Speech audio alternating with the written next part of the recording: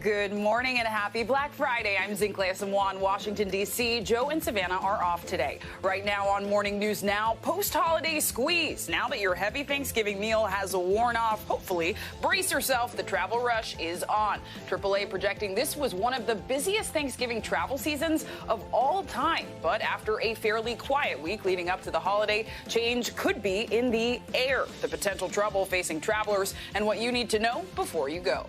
Black Friday frenzy. The biggest shopping event of the year is here. Millions are expected to kick off their holiday shopping this weekend. From super steals to dazzling deals, we're digging in to where you can find some deep discounts for seasonal savings.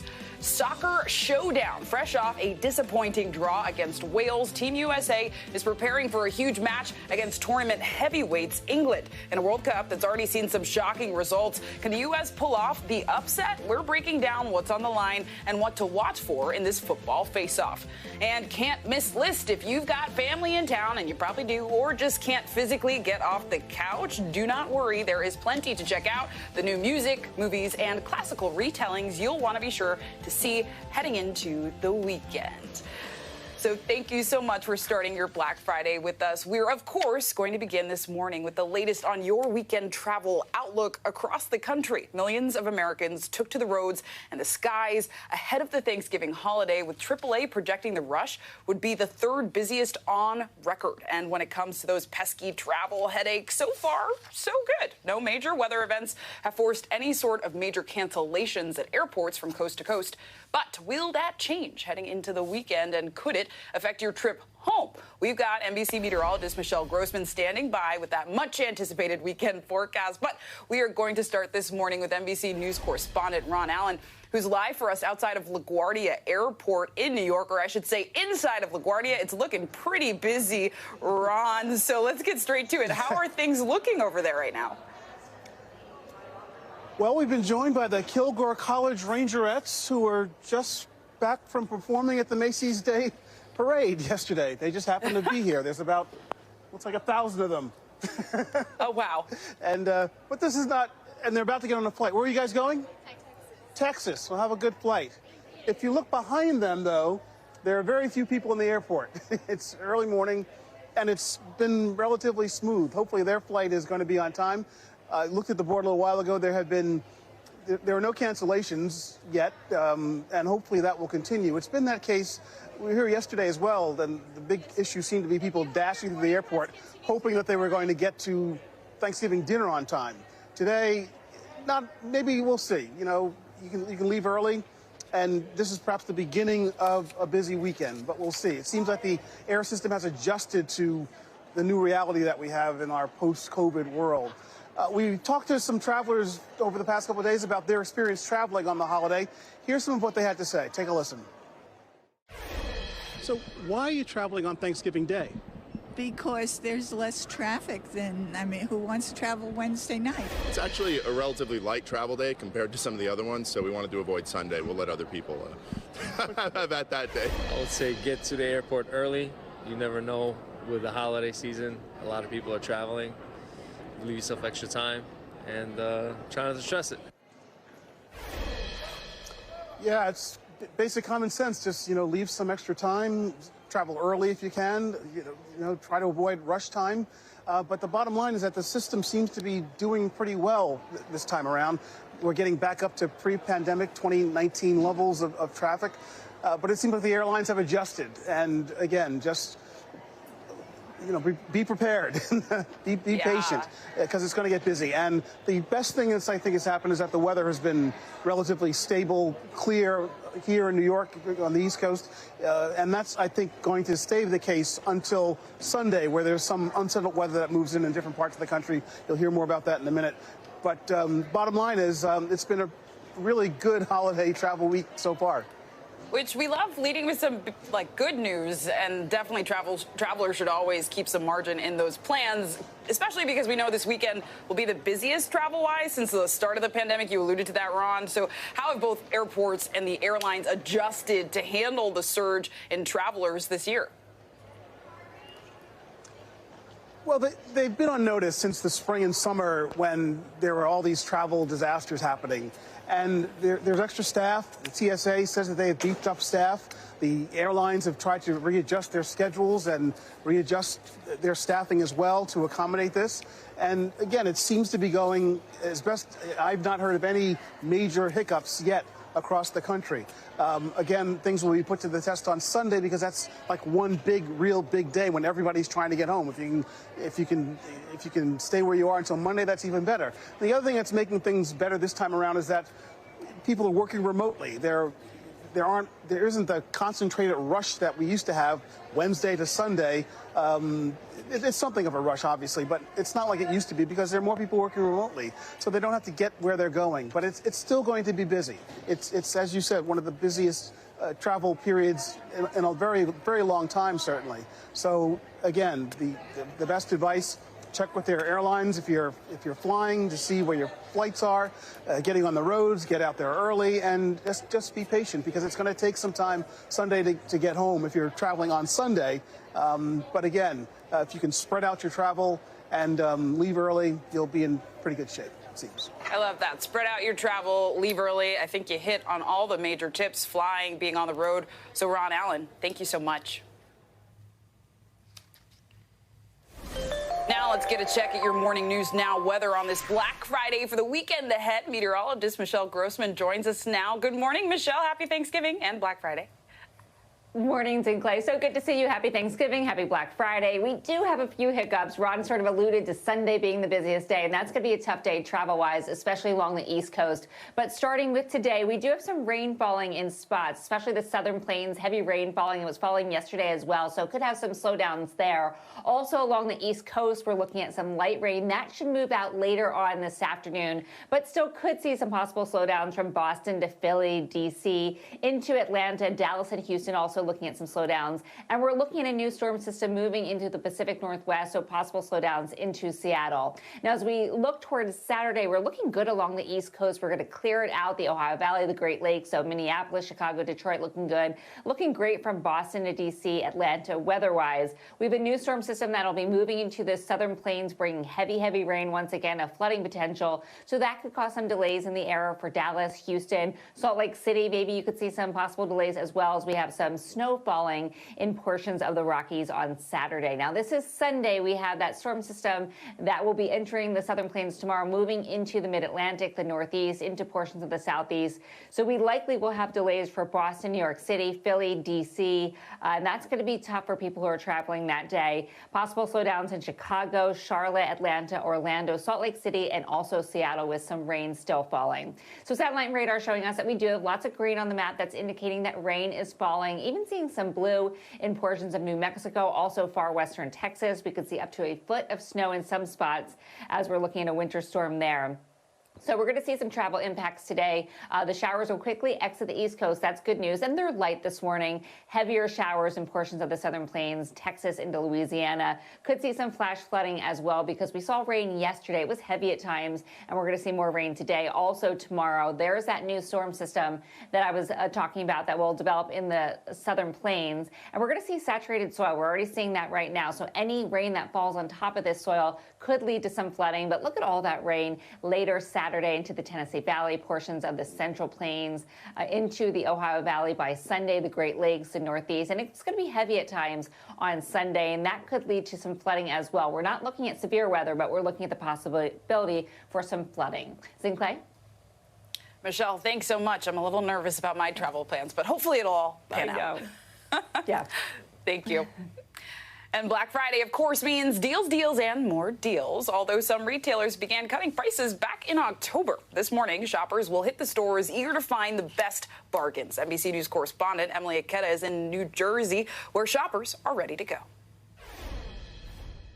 Hey there, well, this is something we haven't seen too much of in the past few years, lines on Black Friday, as more people return to pre-pandemic shopping habits. And at the top of so many people's lists, finding a good deal. Families in search of the best bargains as inflation shortens some people's holiday gift lists. The biggest shopping event of the year is finally here, and families are anticipated to take advantage of the deep discounts in record fashion.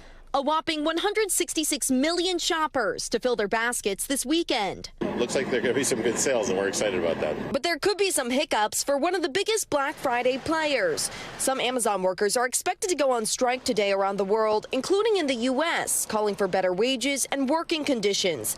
NBC News reached out to Amazon overnight, but has not heard back, as many consumers gear up to dive into deals in store and online. Mom of 6, Tiffany Myers, will take part in the Black Friday rush for her first time. Because of inflation, we're absolutely not able to spend as much as we have in the past. While still strong, retail sales are expected to grow at a slower pace than last year's historic demand, weighed down by sky-high inflation. Major players like Target, Kohl's, and Macy's have seen a pullback in demand in recent months. Now, they, along with Nordstrom, are pulling out all the stops for customers this Black Friday. We are ready to go with the best products at the best prices. Steep sales have been underway at many retailers for weeks, but experts say even deeper discounts are dropping in today's countdown to Christmas. Snag fine jewelry at Macy's for 70% off, save $230 on this smart Google TV, and get second-generation AirPods Pro for their lowest price ever. With the pandemic fading to this degree, do you think there's a lot more excitement about actually buying things in person? While online shopping is amazing and such a critical channel for so many retailers, discovery is still more effective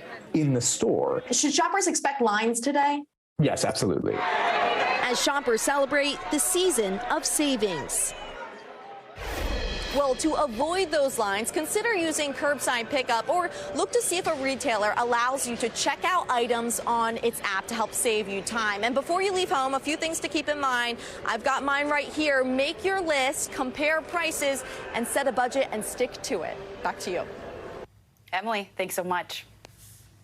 And for more on Black Friday deals, let's bring in Ignacia Folter, the New York Times Wirecutter supervising deals editor. Ignacia, good morning. I'm so glad to be talking to you because I'm always consulting Wirecutter. So let's jump in. Black Friday has always been the traditional kickoff to the holiday shopping season. And now is the time that we see retailers offer deals throughout the year that are competitive to what's being offered typically. So what are some of the things shoppers should be on the lookout for before making a purchase to really make sure they're actually getting the best deal?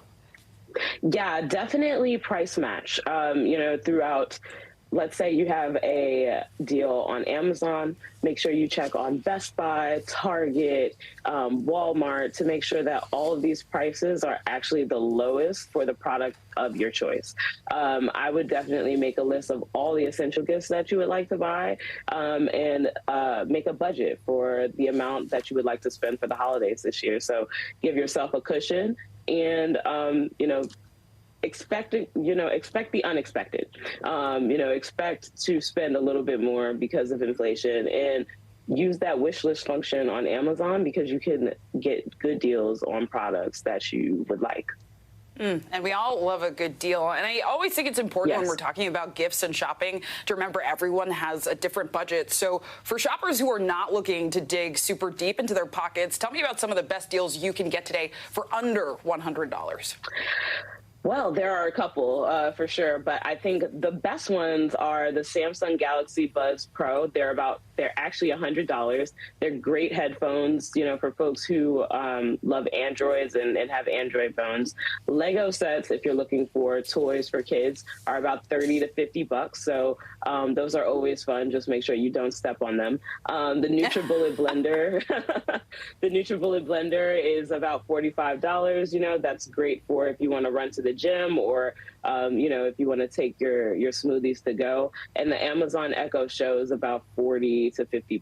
So I think that's a great stocking stuffer for folks who want to try out smart screens and smart speakers for the first time. All right, love those, writing some of those down. And for those who are waiting for the right deal before they buy their holiday gifts, we also have Cyber Monday, which is nice, just a few days away. How much of an impact, though, is the state of the economy having on online shopping? Like, are people still shelling out for gifts they want to buy, or are they a bit more financially conscious this time? They're a bit more financially conscious, I would say. I think that folks, again, would like to make a budget and really want to ensure that these deals are good deals. And I think that if you don't feel like doing that work, Wirecutter Deals is able to do that for you. We basically go through a database going back years, to make sure that, those deals that we have are actually the lowest that we've seen. But if you want to, actually ensure that and kind of get close, you can download these third-party apps called Camel, which basically shows you a price history going back like 6 months to a year, where you can, see where that price is and where it has gone and that traveled and, the time and space of retail, so you can get to the lowest price. Amazing. Ignacia Filter with all the best tips. Thank you so much. Thank you. And now we turn to a story that's been dominating our headlines. On Thanksgiving, President Biden and the First Lady spoke with the owners of the Colorado Springs gay nightclub, which was the scene of a deadly mass shooting last weekend. The Bidens offered condolences and expressed their support to the city's LGBTQ+ community, a community coming together during this holiday season. NBC News correspondent Maura Barrett has the story. Thanksgiving is a holiday that's synonymous with family, but after this weekend's Club Q shooting, 5 families had one less seat at their table, and many across the queer community in general don't have a home to go back to for the holidays. But here at this church, those who called Club Q home made sure that everyone had a place to celebrate. As Colorado Springs mourns a lost sense of security, this Thanksgiving, the LGBTQ community gathering to share strength. No amount of hate is going to stop us from being a family and being together and showing each other that support. For those whose families don't accept them, a Thanksgiving meal at Club Q became a place to find a chosen family. This year, the club remains behind police tape, but at Pikes Peak Metropolitan Community Church, a feast for hundreds has been prepared in just days. We hope to see more a celebration. We're still here. We're still doing this. This is going to continue for many, many years to come. That support especially meaningful for Wyatt Kent, who lost his boyfriend, Daniel Aston, in the shooting. What do you hope that does for people today? I hope being together with family, regardless of chosen or blood or circumstance, can help everyone find some form of laughter, because that's what all 5 of those would have wanted us to have. They would have wanted to smile with us, and so we have to smile for them. The couple met at the club, where Daniel was a bartender and Wyatt performed in drag. I'm so thankful for so many things, but I'm so thankful to have known him and to have been loved by him. The community built inside Club Q, just as strong outside of it, as new signs around town demonstrate the power of love over hate, sharing grief while giving thanks. And I'm just so lucky to have had every second that I had with him. Wyatt, Daniel Aston's boyfriend, who you heard from in the piece, said that despite all of the pain that he's felt here this week, he still feels thankful. He's thankful for Kelly Loving, the victim that he says took a bullet for him. He said that she died on top of him, protecting him. He's thankful for the relationship that he had for heroes like Rich Fierro, Thomas James, and the trans woman who stomped on the suspect's face in order to stop the shooting. He said that he's thankful for their protection, that he never doubted the queer community would protect each other. Just an incredibly strong message going into this holiday season. Back to you. Incredibly moving, Maura. Thank you. And coming up, countdown to kickoff. It's David versus Goliath as Team USA and England square off in a World Cup match with major implications. We're breaking down what you need to watch for next.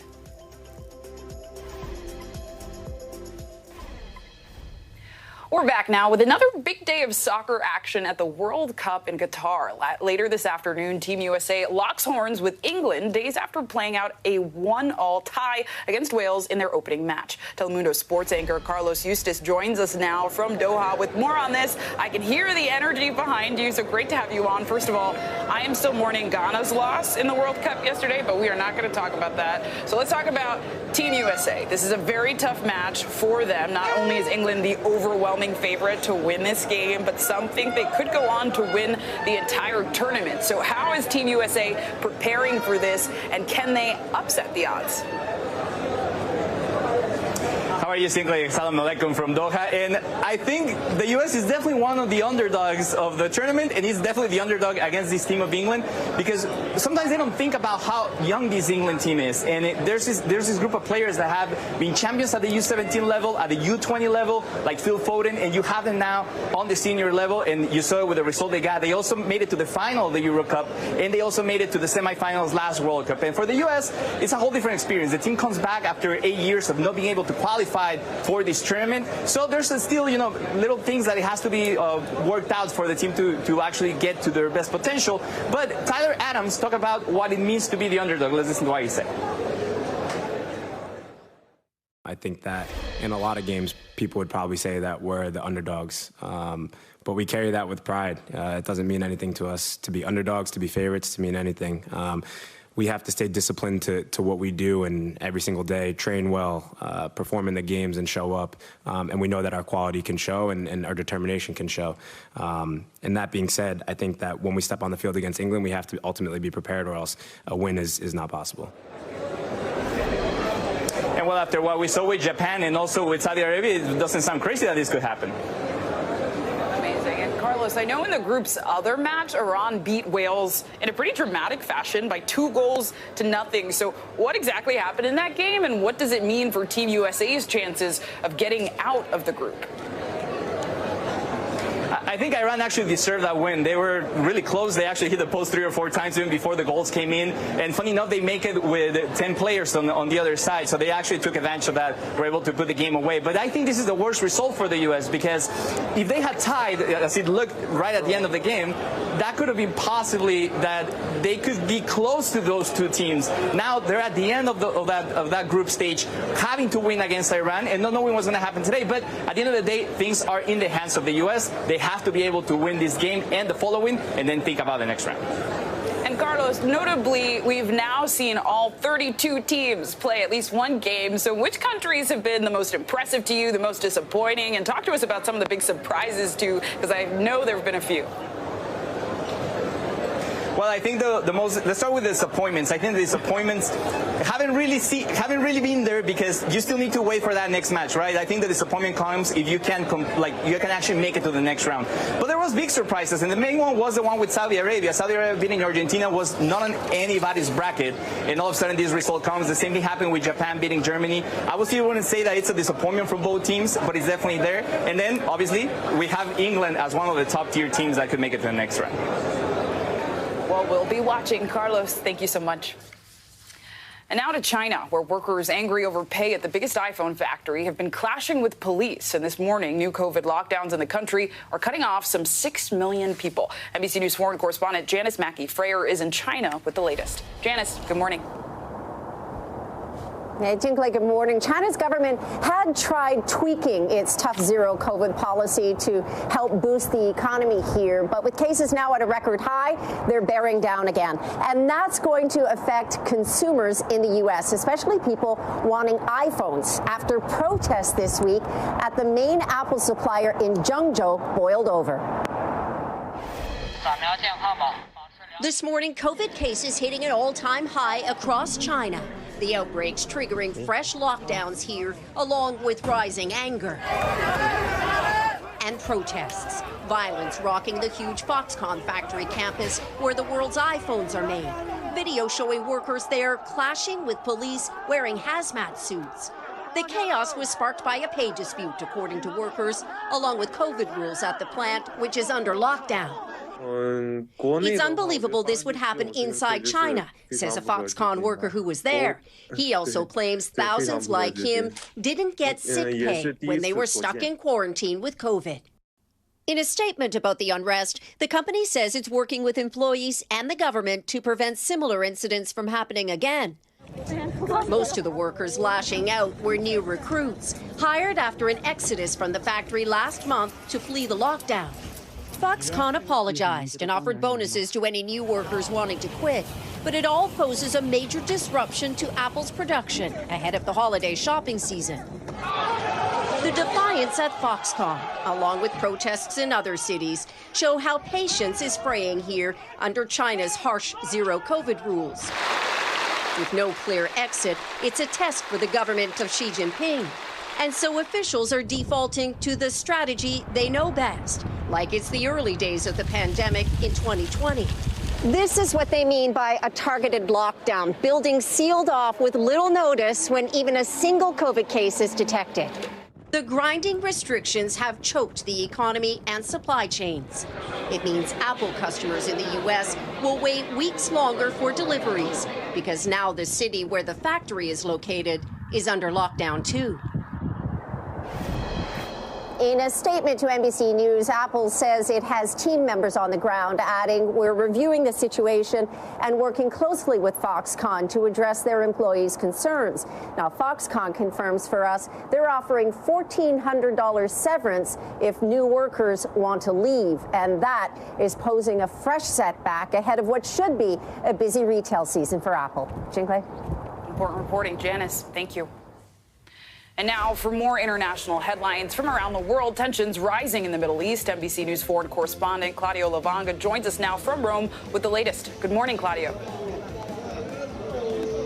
Good morning. Yes, the BBC is reporting that local forces backed by the United States in northeast Syria say they may be forced to abandon camps where they are holding Islamic State prisoners if Turkey launches a ground offensive. Turkey has repeatedly attacked the area where Kurdish separatists are based in retaliation of the recent bombing in Istanbul, which Turkey blames on Kurdish militants. Let's go to Honduras, where cases of extortion by violent criminal groups have risen so much recently that the president declared a national security emergency on Thursday. The president also announced new security measures, including the deployment of 20,000 police agents, new security controls on roads, measures against money laundering, and the suspension of some constitutional rights in areas criminal gang presence is predominant. And finally, let's come back here in Rome, where archaeologists have found in the drains and sewage of that ancient building behind me, the Colosseum, of course, well, fragments of the snacks ancient Romans used to enjoy while watching gladiators fights. I'll read them to you. Figs, grapes, cherries, blackberries, and walnuts. They also found fragments of bones of bears and lions that were used, of course, in the games, but they used to feed on different snacks. They preferred gladiators, guys. Well, Claudio, I guess that's good news for you because you're at the Colosseum, right? Yeah, so but you can outside, pick up some of those. so I don't want to be fit. Exactly. Fair enough, Claudio. Thank you so much. And coming up, he's perhaps the most influential director of a generation. Steven Spielberg talks to our own Harry Smith about how he's using hope to fight hate.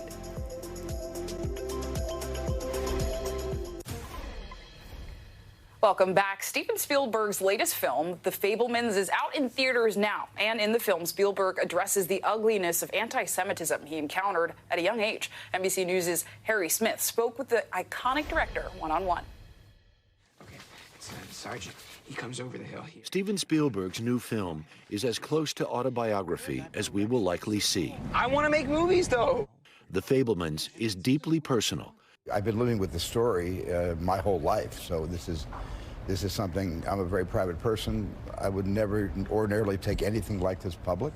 And shies away from nothing, including a scene where the teenage filmmaker is set upon in high school. Hey, new kid. What's your name? Sam? Sam. What? Fabelman. Told you he's a He doesn't like Jews. Nobody likes Jews. Except other Jews, right?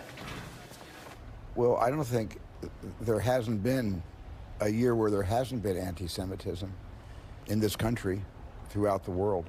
I've been aware of it my whole life because I was certainly the subject of anti-Semitic bullying. Incidents of anti-Semitism are up. The ADL reports 2021 had the highest level of anti-Semitic events since they started keeping track 50 years ago. I don't remember a time in my 75 years that it's been as bad as it's gotten. But were it ever thus, one of his most powerful films laid waste to a lie, Holocaust denial. The list is an absolute good. The list is life. one of the things that motivated me to do Schindler's List, because I had the book for 10 years before I actually directed the movie, was this rise of Holocaust denials. Anti-Semitism is as ancient as the Inquisition, as current as yesterday's news. Kanye West's Twitter and Instagram accounts have been locked because of anti-Semitic posts. After his recent offensive comments about Jewish people. How, we wondered, could it be drawn down? What's the answer? But there's nothing we could really do in our culture to really move the needle.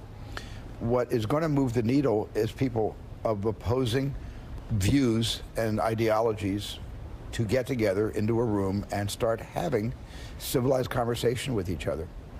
You know, the only thing that is the only real treatment for this sickness is conversation. And I've always believed that, and I think that is really the only cure. No doubt it's up to us to start the conversation. Harry Smith, NBC News, Los Angeles. And today is Native American Heritage Day, and in Santa Fe, New Mexico, an Indian boarding school with a traumatic past is making a difference in the lives of students and their tribal communities. As NBC News correspondent Antonia Hilton tells us, students are carrying on their traditional Native culture thanks to the school's curriculum. For generations, Indigenous families have shared stories about the history of boarding schools, run by the federal government and designed to assimilate their children and separate them from their families.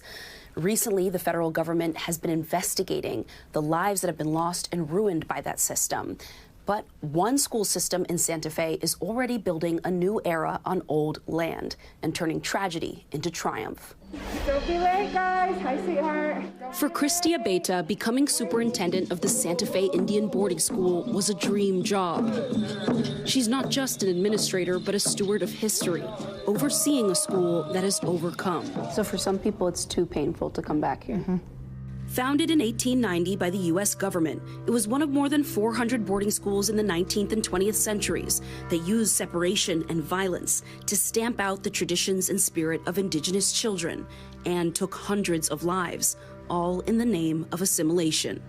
You still hear stories from families who say, you know, we'll never ever send our students to an Indian school because of the experiences of my grandfather and what they lived through. This is all that remains of the original school building from 1890, a site where children were separated from families, beaten if they spoke their native languages, chained if they broke the rules. It was once a site of incredible pain, but now it's a reminder of how far this place has come. In 1976, the tribal governors of the 19 local Pueblo communities took control and indigenized the curriculum, and now Native language and culture are celebrated here. Tribal elders teach history. They have one of the highest graduation rates in New Mexico. On Indigenous Peoples Day, the campus was transformed. Students and families ate, prayed, and danced together. Back in the day, we were not allowed to speak our languages. We were punished if we did, punished for just dressing up in our regalia. And so being able to dance freely shows our resilience as Native people. For senior Alexis Vigil, who had a tough childhood and was separated from her Pueblo at age 5, being part of this is healing.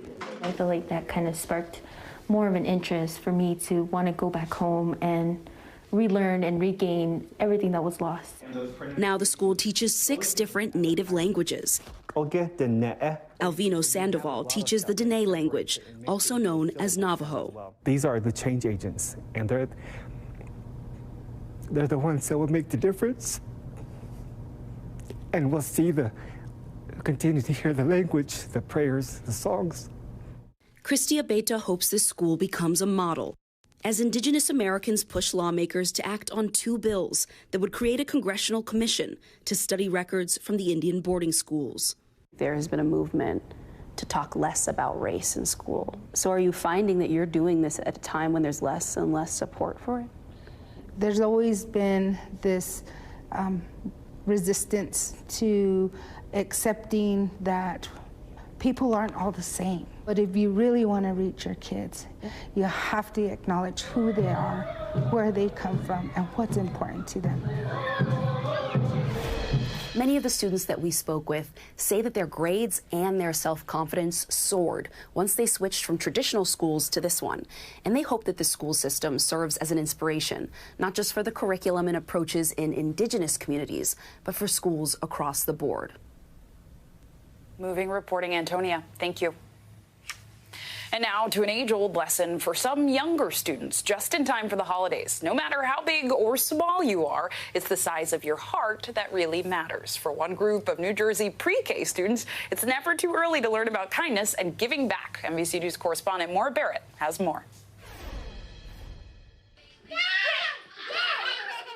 Joyful and carefree at preschool, these little learners are tackling more than their ABCs and 1, 2, 3s. We ready? On today's agenda, learning kindness, just in time for giving season. Helping everyone. We are trying to teach the future leaders how to bring back happiness, how to share. The learning experience utilizes a one-of-a-kind curriculum with songs and books to teach philanthropy, with the help of educational characters like Grace the Greyhound and Charity the Chihuahua. Give to others in need. What does Charity the Chihuahua do? Help friends. Just 3 and 4 years old, their young brains absorbing advanced vocabulary. Philanthropy and volunteering, those are big words for kids this age. Do they understand what they're learning? Yes, because I try to do activities like incorporate the 2 words. They like want to help repeat the words, and they want to like teach the parents too. What does they mean? We're gonna do a big job. The lesson of giving back exercised in real time with this month's food drive. November is the perfect time to just showcase thankfulness and gratitude. Everything we teach them, they're little sponges, so they're able to take it home and they're able to try it out at home, but also in their lives. Showcasing little hands giving back with big hearts. You do often hear them talking to each other about what they're grateful for. So they're really excited every day to come in and to bring their cans or their boxes or their cereal and even baby food to share it with other families who might need a little help during the Thanksgiving season. 1, 2, 3. Volunteer!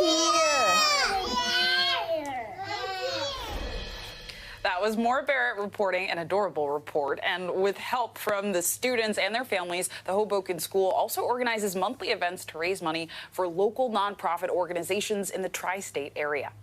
And coming up, Thanksgiving is now in the rearview mirror, but all that leftover food in your fridge does not have to go to waste. The simple action you can take to help those in need this holiday season, that's next.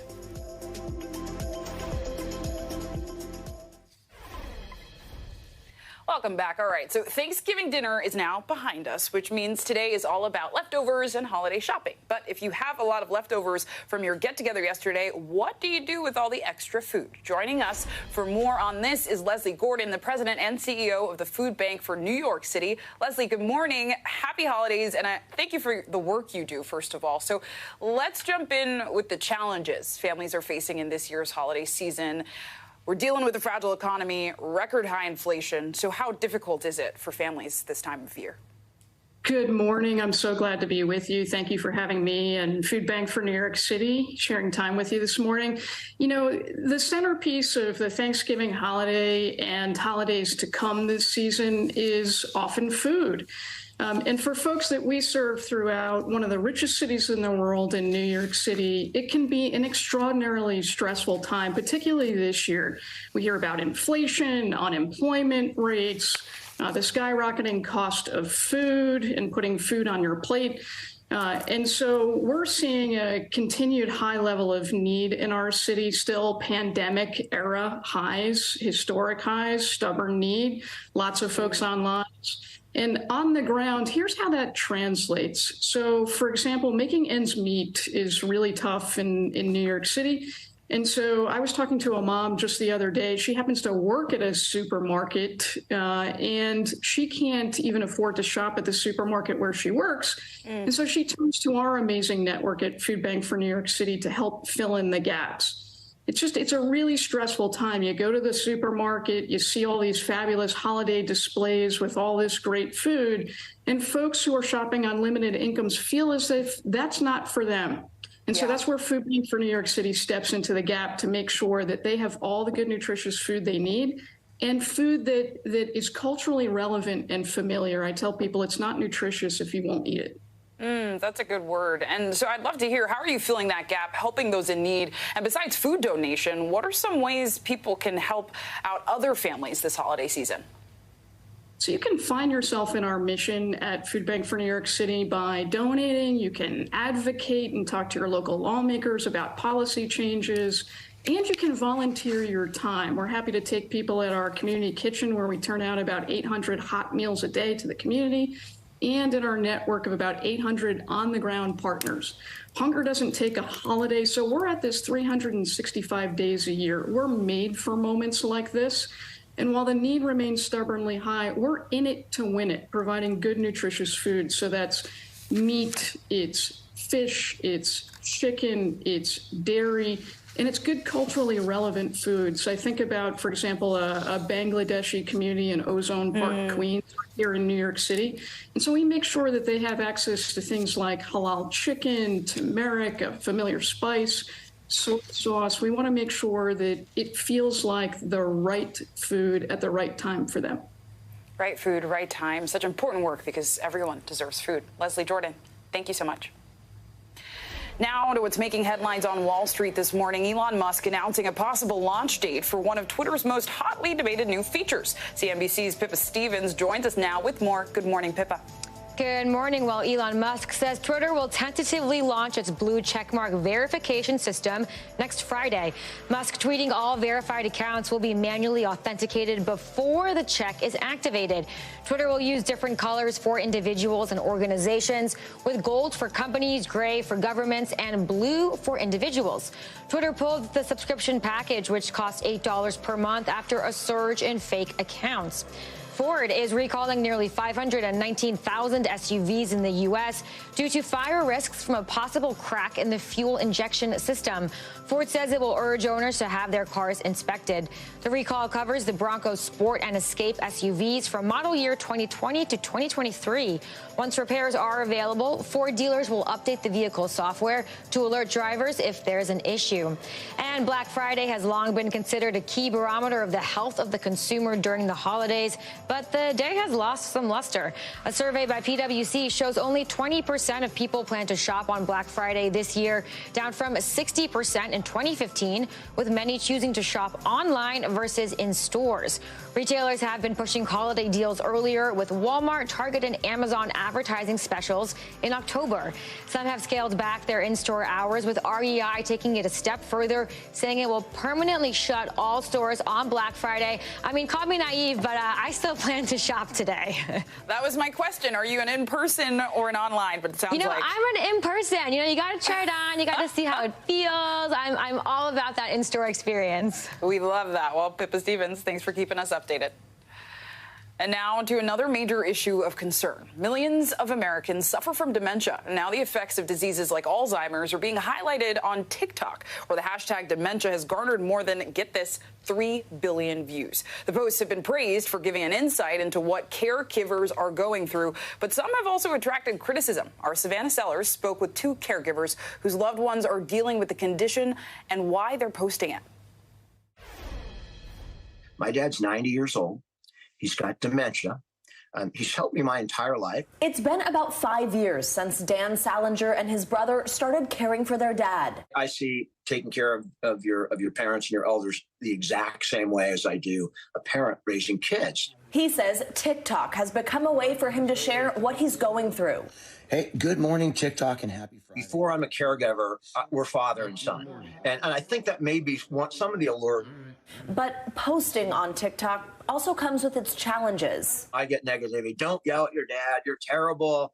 You're exploiting him for TikTok clout. Some caregivers turn to social media because they don't know where to start. When people say that there's no manual for how to walk into a situation like this, there's literally no manual that will explain it. In 2016, Jacqueline Revere moved back home to LA to care for her mom full time. She started her TikTok account in 2020. Lynn! Where's Lynn at? This was sort of my way of saying, like, okay, hi, like, there are people like me here, and sometimes I don't know what to do. As an only child, sharing videos of her mom was a way for Jacqueline to save those memories, but she never wanted to put a spotlight on her mom's condition. It became me sort of more so teaching and or sharing what it's like from my side of it. I wanted to make sure that she didn't feel like her privacy was being invaded. Some people say posting any content of dementia patients on social media could be unethical. The problem I see is that it's very difficult to assess whether or not the person has the capacity to consent. Dorothy is the head of the bioethics program at Santa Clara University. She says people typically post videos to social media for two reasons: to find support or for education. But either way, the top priority should be the patient's dignity and safety. And she says having power of attorney over a dementia patient doesn't necessarily mean posting them is okay. A family member could decide that they would post those videos of this person. It doesn't mean that they should. Dan says he takes his responsibility to protect his dad's public image very seriously. If the situation turned and he regressed to the point where I felt I could no longer post him in a dignified manner, then I would simply stop posting. Savannah Sellers, NBC News. And coming up, from your TV to the box office, we have a look at all the new entertainment that will go perfectly with that second helping of turkey or tofurkey. Your can't miss list is next.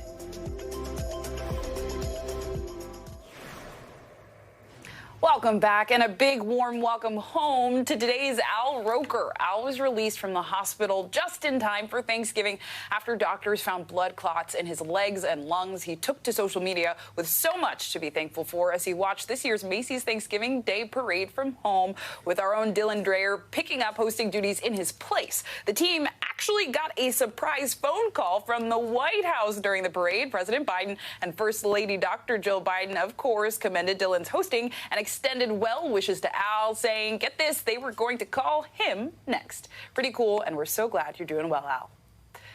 Now, get your popcorn or your leftovers ready because it's Friday, which means it's time for our can't miss list. All the movies, TV shows, music you should check out this weekend. Entertainment journalist Shigun Oldawu joins us with his picks. Good morning. So my family and I are going to the movies later today. So I have to ask, what are the family and kid-friendly movies being released?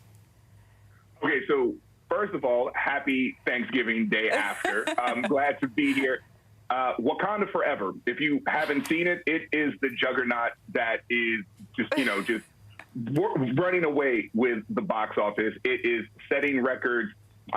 Everyone knows it's the sequel to Black Panther, but also Disney has out there Strange World, which I think is a movie with a lot of inclusion that Disney doesn't always do. So for the LGBTQ plus community, there is a storyline that has not really been seen in a Disney movie. So go out there.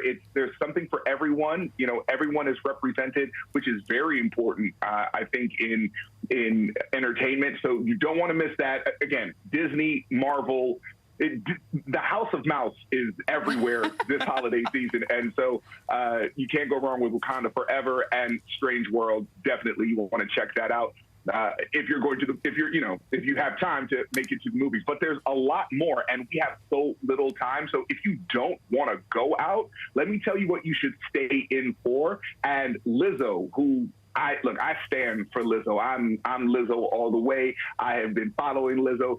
She has an HBO Max documentary that chronicles not only like her concert, what she did at Coachella, but it gives you a backstage pass to her life. And it is bold. It is heart-wrenching. It'll make you cry into your popcorn. But if you are a Lizzo fan, if you call and claim yourself, part of that Lizzo hive, you want to see this. It's streaming now. You don't want to miss that. Also out there on Netflix is Wednesday, which is the latest iteration of the Addams Family. Like they just keep adding to the Addams Family, which is great. I grew up on it, so I find it fun. This is really kind of a Harriet the Spy, Buffy the Vampire Slayer retelling of. Okay, and it's Wednesday. The oldest daughter in the Addams Family, and she's sent to this school that her parents went to. But anytime you've got Luis Guzman and you've got Catherine Zeta-Jones, you've got Tim Burton as part of the creative minds behind it. It's going to be beautifully done. It's going to be funny. It's going to be quirky. It's going to be everything that we remember and love from the Addams Family. The last thing that's out there that you have to check out is a hip-hop nutcracker. And I say this because it's got two names that you wouldn't think go together, but it's got Reverend Run from Run DMC, and you're going to see like a cameo by Mikhail Baryshnikov. So if you've got the guy that gave you Walk This Way back in the 80s with Aerosmith and Run DMC, and arguably one of the greatest ballerinas of all time doing their version of the nutcracker, like, don't miss it. That's all I'm going to say. Don't miss it. So there's something if you want to go out, if you want to stay in, it's all there. This holiday season is packed with entertainment. And as you all say, get your popcorn ready. Oh my gosh, get your popcorn ready. I'm overwhelmed, but I feel like now I can really thoroughly cast my vote in the family group chat with what I need to watch. Are you watching any of these? I got to ask, just quickly. I've already seen Wakanda Forever. I might go back and see it again just to make sure I loved it as much the next time. I've started Wednesday on Netflix with my nephew, who is a big fan of this kind of stuff. So I'm all in. I'm absolutely all in. And the smorgasbord was yesterday, we thought, with the food. Now it's entertainment. So now we're back in my wheelhouse. It's going to be fun. So good. Well, keeping us posted. Shigun, thank you so much, and thank you all for watching. That does it for this hour of Morning News Now, but the news continues right now.